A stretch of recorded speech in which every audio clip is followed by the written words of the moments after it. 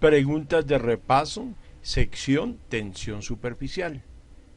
Bueno, ahí dice continúas porque son varias diapositivas. Pregunta 24 de repaso. ¿Qué es lo que causa la tensión superficial? Bueno, este es un ejemplo bastante interesante de lo que es la tensión superficial y es una manera que con un experimento muy sencillo nosotros podemos ver qué es esa tensión superficial. Usted tiene un resorte bastante sensible, un alambre doblado y resulta que usted lo mete dentro de agua. Cuando él se sumerge y usted lo va a sacar, usted se va a dar cuenta que cuando llegue esta parte superior del alambre aquí a la parte superficial del agua, el resorte se va a estirar. O sea, es como si el agua lo agarrara de abajo y no lo dejara subir. ¿Qué es lo que hace que el resorte se estire? ¿Qué es lo que hace que ese resorte se estire por culpa de dónde está la fuerza? La fuerza está exactamente aquí en la parte, en la capa más alta del agua. Eso es lo que se conoce como tensión superficial. O sea, la capa que está en la parte puramente encima del agua ejerce una fuerza, las moléculas se agarran fuertemente en esa parte de arriba tratando de evitar que este pedazo de alambre salga o que algo entre. O sea, se forma como una capa elástica, una capa, es interesante eso. ¿Cómo se ve, por ejemplo, aquí en esta figura esa tensión superficial? Dice que cuando se mete el pincel dentro del agua, lo que se llaman los flecos, bueno, los pelitos se abren y que cuando se saca, estos se agarran, se cierran por la tensión superficial. Voy a leer lo que dice aquí. Cuando el pincel se saca del agua, sus cerdas se mantienen unidas debido a la tensión superficial. Vamos a ver una gráfica donde un poquito explica, veremos en la siguiente. Por ejemplo, miren, ¿qué es lo que sucede en la capa superior del agua, en la parte más arriba? Resulta que hay fuerzas hacia la derecha, hacia la izquierda y hacia abajo, pero no hay hacia arriba. Entonces la resultante acá no es cero, cosa que sí sucede en las gotas de agua que se encuentran o en las moléculas de agua que se encuentran abajo de esa parte de arriba. Dice, una molécula en la superficie solo es atraída hacia los lados y hacia abajo por sus moléculas vecinas. Una molécula bajo la superficie es atraída por igual en todas las direcciones. Bueno, más o menos creo que está explicado, pero espérense porque de todas maneras yo quiero profundizar un poquito más. Dice, la tensión superficial se debe a las atracciones moleculares. Bajo la superficie cada molécula es atraída en todas las direcciones por las moléculas contiguas y el resultado es que no tiene tendencia a ser jalada hacia una dirección específica. O sea, lo que yo había dicho, la sumatoria de fuerzas es cero o lo que conocemos como la fuerza neta es cero. Sin embargo, una molécula en la superficie de un líquido es jalada solo por sus vecinas a cada lado y hacia abajo por las que están abajo. No hay un tirón hacia arriba. Bueno, sigamos con la siguiente diapositiva. Listo, aquí hay una gráfica interesante. Dice, gracias a la tensión superficial, las gotitas de agua adquieren forma esférica.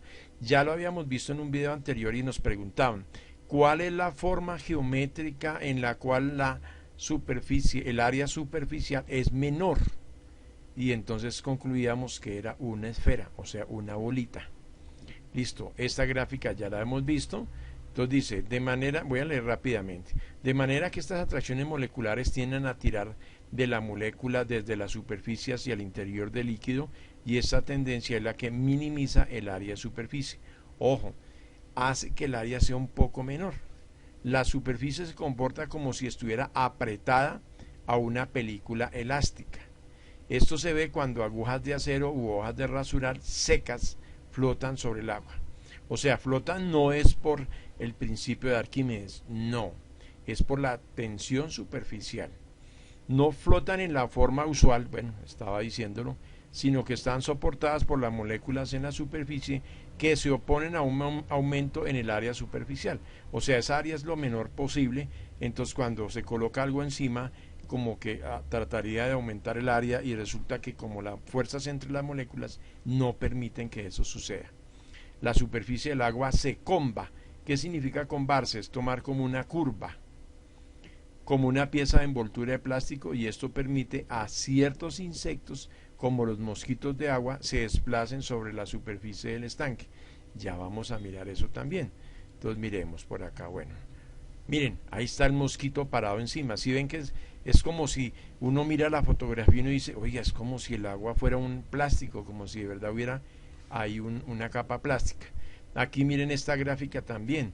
Está el mosquito parado. Entonces aquí está lo mismo que ya había explicado, solo que aquí dice las fuerzas unen las moléculas del agua. En el seno del líquido cada molécula está rodeada por otras y las fuerzas se compensan. O sea, esta agua, vamos a decir, se puede mover para un lado y para el otro, pero la que está en la parte de arriba, por las fuerzas entre ellas, es como si se agarraran y no se dejaran mover de ahí. La interacción de las partículas en la superficie del agua hace que ésta se presente como una verdadera cama elástica. Incluso soporta el peso de un insecto pequeño. Este efecto se llama tensión superficial. Bueno, leamos un poquito acá.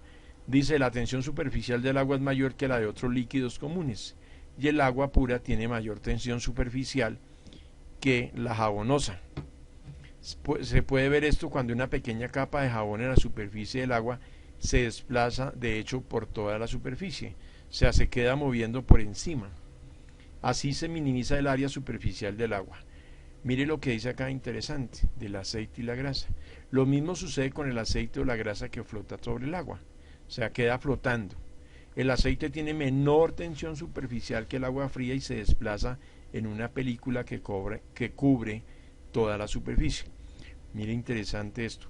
Pero el agua caliente tiene menor tensión superficial que el agua, por lo que las moléculas tienen movimientos más rápidos y no están tan estrechamente unidas. O sea, cuando el agua está caliente, esto de acá no es tan grande. Eso permite que la grasa o el aceite en la sopa caliente se reúna en pequeñas burbujas que flotan en la superficie de la sopa. No sé si ustedes se han dado cuenta que la sopa, ve uno las bolitas encima que están flotando y uno dice, uy, tiene harta grasa. Cuando la sopa se enfría y aumenta la tensión superficial del agua, la grasa o el aceite se esparce sobre la superficie. La sopa se ve grasosa. Y miren este detalle tan curioso que investigué.